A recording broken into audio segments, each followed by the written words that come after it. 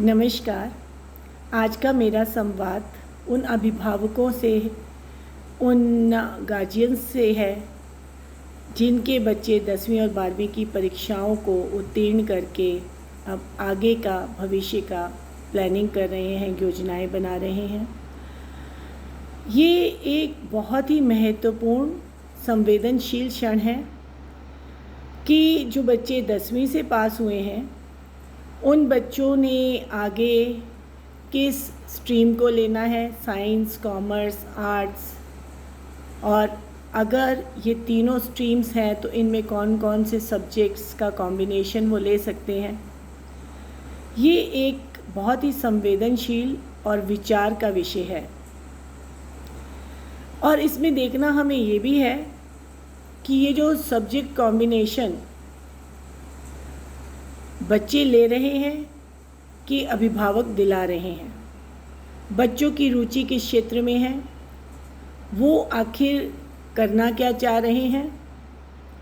चूँकि मैं एक अध्यापिका हूँ और मैंने अक्सर बच्चों की उस घुटन और बेबसी को महसूस किया है जहाँ वो 10वीं के बाद 11वीं कक्षा में आकर कुछ अच्छे परिणाम नहीं दे पाते। जिस भी स्ट्रीम में, जिस भी सब्जेक्ट कॉम्बिनेशन के साथ वो हैं, तो जब उनसे पूछा जाता है कि ऐसा क्यों, तो वो कहते हैं कि ये सब्जेक्ट्स हमारी चॉइस के नहीं थे, ये बरबस हमारे पेरेंट्स ने हम पर थोपे हैं क्योंकि वो हमें डॉक्टर, इंजीनियर बनाना चाहते हैं। वो हमें हमारे लिए, हमारे भविष्य में हमारे विकल्प सोचते हैं और हम उनकी उन जो इच्छाएं हैं उन पर खरा उतरने का हर प्रयास करने के लिए ऐसा कर जाते हैं। और ऐसे में मैंने देखा है कि न केवल उन माता पिता द्वारा चुने गए विषयों में वो बच्चे कुछ अच्छा कर पाने में सक्षम होते हैं, बल्कि साथ ही साथ वो अपना आत्मविश्वास भी खो देते हैं, क्योंकि जिस तरफ हमारा रुझान नहीं है उस तरफ हम कुछ भी बेहतर करके नहीं दिखा सकते। रुझान एक बहुत ही महत्वपूर्ण भूमिका अदा करता है हमारी किसी भी कार्य को करने की क्षमताओं को बढ़ाने में और उसके अच्छे परिणामों के लिए। तो चूँकि मैं एक शिक्षिका हूँ और संयोग से बच्चों के 10वीं के बाद 11वीं में दाखिले के समय में उन बच्चों को एक मार्गदर्शक के रूप में काम करती हूँ। उनको, उनके अभिभावकों को, उनके गार्जियंस को गाइड करने का काम करती हूँ। तो वहाँ कई बार मेरे लिए वाकई में बहुत ही दुविधापूर्ण क्षण होते हैं जब माता पिता अड़ जाते हैं किन्हीं विशेष सब्जेक्टों के विषयों के चयन के लिए जहाँ बच्चे का रुझान है ही नहीं। ये स्थिति बहुत ही गंभीर होती है।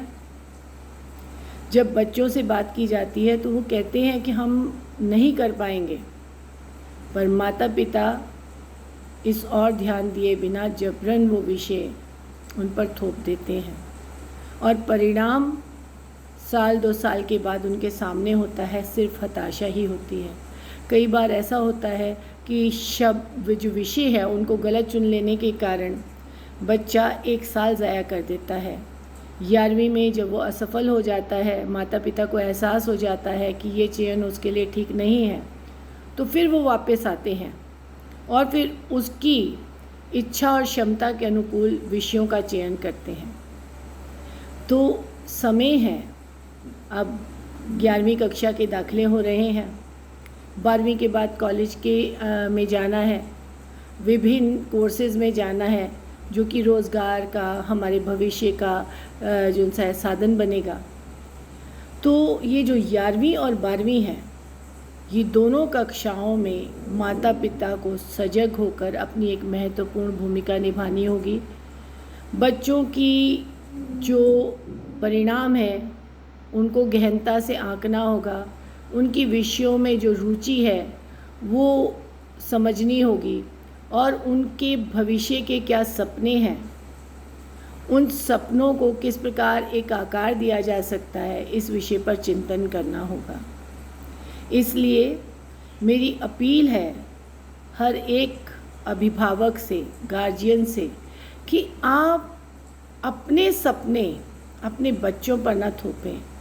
जो उनकी आंखें सपने देख रही हैं, जितनी क्षमता उनके पंखों में है उड़ान भरने की, बस उतना ही आप उनको करने दें, ताकि ज़िंदगी में कभी भी आपको भी ये पछतावा ना हो कि आपने अपने बच्चों का भविष्य अपने हाथों ही खराब कर दिया, और बच्चों के मन में भी ये ना आए कि उन्हें करना कुछ और था, लेकिन अब वो गिरफ्त में है किसी और काम के, और आजीवन का रोना उनके लिए बन जाए।